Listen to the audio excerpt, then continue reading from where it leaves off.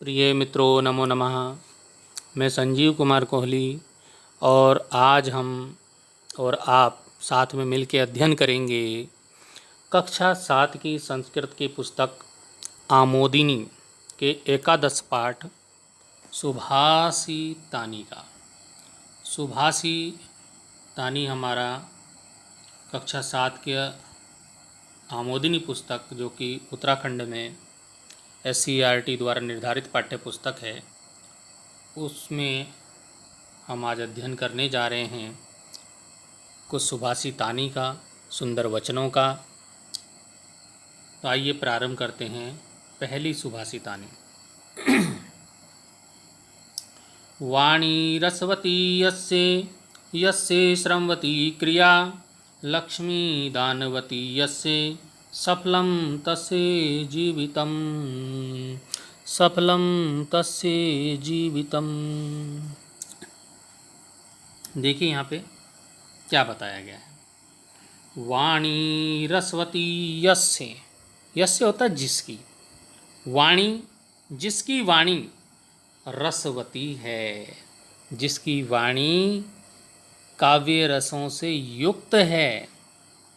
यस्य श्रमवती क्रिया, जिसकी क्रिया श्रम युक्त है, परिश्रम से युक्त है। लक्ष्मी दानवती यस्य, और जिसकी लक्ष्मी, जिसका धन दान के लिए है। सफलम तस्य जीवितम, उसका जीवन सफल है। ये महापुरुषों ने कहा है क्या कि वाणी रसवती यस्य श्रमवती क्रिया, लक्ष्मी दानवती यस्य सफलम तस्य जीवितम। जिसकी वाणी रसों से युक्त है, जिसकी क्रिया श्रम से युक्त है, जिसकी लक्ष्मी दान देने के लिए है, जिसका उसका जीवन सफल है। अगला है उद्यम साहसं धैर्यं बुद्धि शक्ति पराक्रमः, षडेते यत्र वर्तन्ते तत्र देवः सहायकः। तो देखिए कितना अच्छी बात यहाँ पे बताई गई है कि उद्यम साहस, उद्यम है ना परिश्रम, साहस हिम्मत, धैर्य, बुद्धि, शक्ति ताकत, पराक्रम वीरता, ये सड़े हो गया छः चीज़ें यत्र वर्तन्ते, जहाँ हैं, जहाँ रहती हैं, विद्यमान हैं। क्या क्या? उद्यम साहस धैर्य बुद्धि शक्ति पराक्रम, ये 6 जहाँ विद्यमान हैं, तत्र देवा सहायका, उसकी देवता भी सहायता करते हैं। वहाँ देवता भी सहायता करने आते हैं। तो समझ लेंगे क्या होगा इसका अर्थ। उद्यम साहसं धैर्यं बुद्धि शक्ति पराक्रमः, षडेते यत्र वर्तन्ते तत्र देवः सहायकः। उद्यम साहस धैर्य बुद्धि शक्ति और पराक्रम, ये 6 जिसमें विद्यमान है, उसकी देवता भी मदद करते हैं, सहायता करते हैं। समझ में आ गया होगा। अगले का अर्थ समझ लेते हैं। ताराणां भूषणं चंद्रः, नारीणां भूषणं पतिः, पृथिव्याः भूषणं राजा, विद्या सर्वस्य भूषणम। बहुत ही सुंदर बात बताई गई है कि तारों का आभूषण चंद्रमा है। ताराणां भूषणं चंद्रः, तारों का आभूषण चंद्रमा है। और नारीणां भूषणं पति, नारी का आभूषण पति है। और पृथिव्याभूषणं राजा, पृथ्वी का आभूषण राजा है। और विद्या सर्वस्य भूषणम, और विद्या सबका आभूषण होता है। तो समझ में आ गया होगा। बिल्कुल सिंपल साधारण सा अर्थ है। दोबारा समझ लीजिए। ताराणां भूषणं चंद्रः, नारीणां भूषणं पतिः, पृथिव्याभूषणं राजा, विद्या सर्वस्य भूषणम्। तारों का आभूषण चंद्रमा है, नारी का आभूषण पति है, पृथ्वी का आभूषण राजा है, और विद्या सबका आभूषण है। सिंपल सा अर्थ है, समझ में आ गया होगा। अगला हमारा जो सुभाषितानी है। काव्ये शास्त्र विनोदेन कालो गच्छति धीमतां व्यसनेन च मूर्खाणां निद्रया कलहेन वा। अब इसका भी अर्थ समझ लेते हैं कि लोगों का जो समय है वह कैसे बीतता है और उससे कैसे पता चलता है कौन कैसा आदमी है। तो यहाँ पे देखिए, काव्ये शास्त्र विनोदेन कालो गच्छति धीमताम। काव्य शास्त्र में विनोद से रुचि लेने से, काव्य शास्त्र पढ़ने से, उनमें रुचि लेने से, उनमें मनोरंजन करने से, कालो, काल होता समय, गच्छति होता है बीतता है, व्यतीत होता है, धीमताम होता है बुद्धिमान लोगों का समय। तो क्या अर्थ हुआ इस लाइन का, इस पंक्ति का अर्थ समझिए। बुद्धिमान लोगों का समय काव्य शास्त्रों में विनोद से, उनमें रुचि लेने से, उन काव्य शास्त्रों को पढ़कर उनमें मनोरंजन करने से बुद्धिमान लोगों का समय व्यतीत होता है। अब इसके विपरीत, इसके उल्टा क्या होता है? व्यसनेन च मूर्खाणाम निद्रया कलहेन वा। इसके विपरीत जो मूर्ख लोग होते हैं, मूर्खाणाम, जो मूर्ख लोग होते हैं, मूर्ख लोगों का समय कैसे बीतता है? उनका काव्य शास्त्र पढ़ने में नहीं बीतता, उनका कैसे बीतता है? अब ये भी समझो। व्यसनेन, व्यसन में, व्यसन होता है बुरी आदत, व्यसन से, व्यसनों में, निद्रया, निद्रा में, नींद में, सोने में, कलहेन और झगड़े में, कला होता है झगड़ा, इसमें मूर्खों का समय बीतता है। तो क्या हुआ, इसका अर्थ समझ लीजिए। काव्य शास्त्र विनोदेन कालो गच्छति धीमताम व्यसनेन च मूर्खाणाम निद्रा कलहेन वा।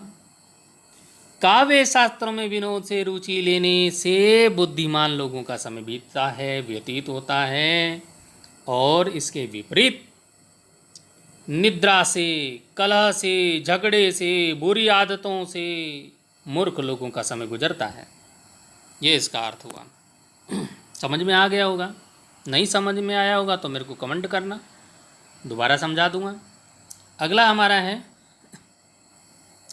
रूप यौवन संपन्ना विशाल कुल संभवा विद्याहीना न शोभन्ते निर्गंधायु किंशुका।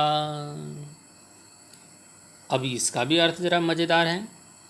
देखिए, बहुत अच्छी बातें बताई गई हैं, तो इनको आप ध्यान से समझेंगे, रुचि लेंगे तो आप बुद्धिमान लोग हैं, और नहीं तो अभी पिछले में बताया है कि कौन बुद्धिमान है कौन मूर्ख है। तो क्या है? रूप यौवन संपन्ना, रूप यौवन से संपन्न, जिसका रूप भी अच्छा है, सुंदर है, और जवानी भी है उसमें। तो यौवन भी है मतलब जवानी भी है, रूप भी, सुंदरता भी है। तो रूप यौवन से संपन्न, विशाल कुल संभवा, विशाल होता ऊंचा, बड़ा, कुल परिवार में पैदा हुए, विद्याहीन न शोभन्ते, विद्याहीन लोग शोभायमान नहीं होते। क्या मतलब हुआ कि रूप और यौवन सब कुछ है, रूप भी सुंदर है, यौवन जवानी भी है, सबसे संपन्न है वो, और ऊंचे कुल में पैदा हुआ भी है, लेकिन क्या है? विद्याहीन। क्या है? विद्या से हीन है, उसे विद्या आती नहीं, कुछ भी, कोई विद्या ज्ञान नहीं है उसे। तो ऐसे लोग ना शोभन्ते, शोभायमान नहीं होते। किस प्रकार से? निर्गंधायु किंसुका, जिस प्रकार से जो निर्गंधा होता, निर्गंध बिना गंध, बिना खुशबू वाला, बिना सुगंध वाला, जिस प्रकार बिना सुगंध वाला किंसुक का फूल, किंसुक यहाँ पे सेमल का फूल को बोला है, किंसुक होता है सेमल का फूल। सेमल का जो फूल है वो उस सुंदरता बहुत अच्छी होती है, लेकिन खुशबू नहीं होती, सुगंध नहीं होती। तो यहाँ पे क्या बताया गया है कि जिस प्रकार से वो फूल तो सुंदर है लेकिन निर्गंध है, गंध है ही नहीं उसमें, तो वो खुशबू नहीं देता, फिर वो अच्छा नहीं लगता, उसको अच्छा नहीं मानते लोग। तो क्या हुआ, रूप यौवन संपन्ना विशाल कुल संभवा विद्याहीना न शोभन्ते निर्गंधा एव किंसुका। रूप यौवन से संपन्न ऊंचे कुल में पैदा हुए विद्याहीन लोग उसी प्रकार शोभायमान नहीं होते जिस प्रकार बिना सुगंध वाला सेमल का पुष्प शोभायमान नहीं होता। अगला हमारा सुहासितानी की ओर चलेंगे।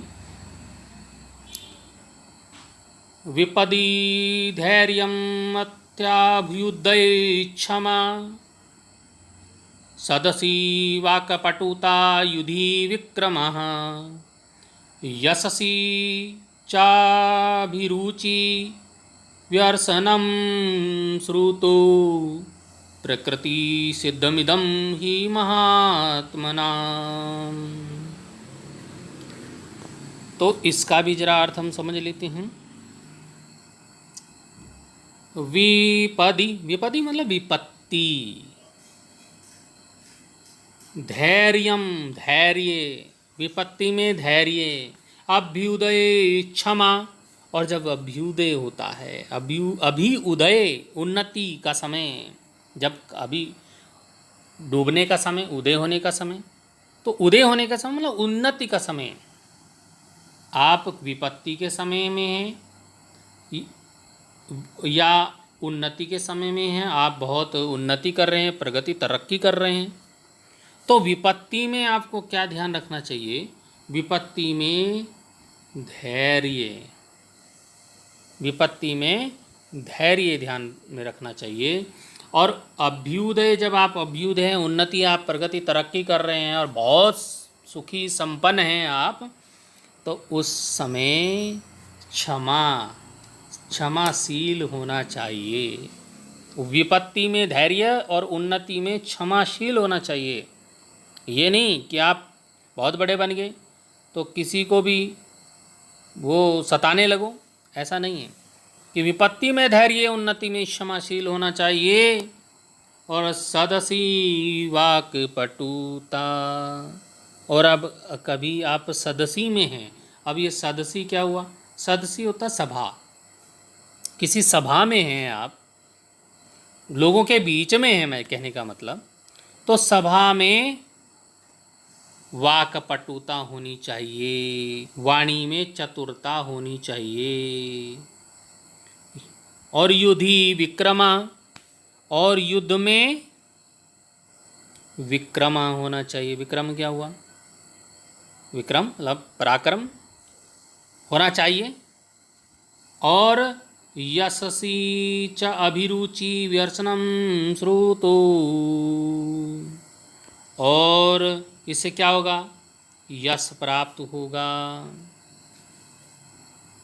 और वेद शास्त्रों का यश में क्या करना चाहिए, वेद शास्त्रों के ज्ञान में रुचि रखने से क्या होगा, अभिरुचि व्यर्सनम श्रुतो, अभिरुचि लेनी चाहिए। श्रुतो वेद शास्त्र को सुनने में, उनका ज्ञान लेने में अभिरुचि लेनी चाहिए। इससे क्या होगा, प्रकृति सिद्धम इदम, इससे क्या होगा, ही महात्मा नाम, ऐसी प्रकृति, प्रकृति होता है स्वभाव रखने से सिद्ध होंगे आप। क्या सिद्ध होंगे, महात्मा सिद्ध होते हैं। महात्मा कहेंगे आपको लोग, सज्जन कहेंगे आपको लोग। तो एक बार फिर अर्थ समझ लेते हैं। थोड़ा ये इसका अर्थ थोड़ा सा आपको कठिन लग रहा होगा, लेकिन कठिन है नहीं। क्या है, विपदी धैर्यम अभ्युदय क्षमा सदसी वाक्पटुता युधि विक्रमः यशसी च अभिरुचि वर्षणम श्रुतो प्रकृति सिद्धमिदं हि महात्मानाम्।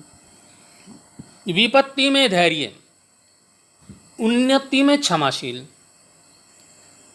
सभा में वाणी की चतुराई, यश में और युद्ध में विक्रम पराक्रम।